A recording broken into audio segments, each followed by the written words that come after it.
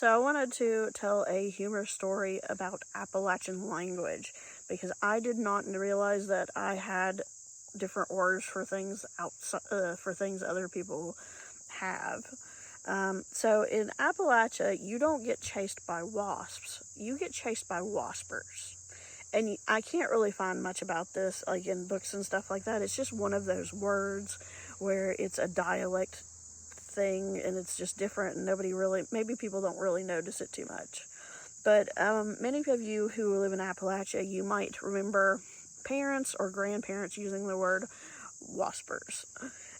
It's one of those words just passed down in everyday speech, not in dictionaries. So when my husband and I we went to college together in South Dakota I got my PhD, and he was getting a master's in economics, and we had rented a house with a loft, so it was just like this one long room in the top of the house with a staircase in the floor, and I guess there must have been like a wasper's nest up in the attic part of the house, and they were coming through the light bulbs, like the light sockets in the ceiling, and so there were like 4 or 5 wasps in there, and I was up working on the computer up there, and it freaked me out because I didn't know if I was allergic or not. I'd never gotten stung, and I just started yelling for my husband, to come upstairs, and I was like, "Help! There's waspers up here," and he's like, "What?"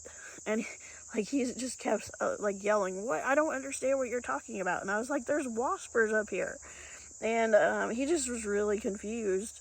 And then he came up there and he's like, "There's wasps up here?" And I'm like, "Yes." And then he just started teasing me about using the word waspers for years after that.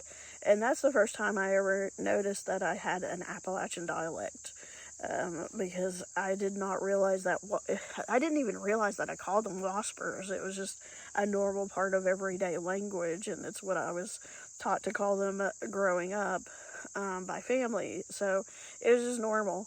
But yeah, I don't know, it's just a funny word that he loves to tease me about. And I don't know, at some point I started calling them wasps unconsciously, because I guess I feel self-conscious now.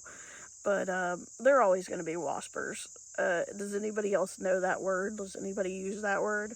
But yeah, it's funny that I didn't even realize I had a dialect until that moment. Thanks for watching, and don't forget to follow along for more, and thanks.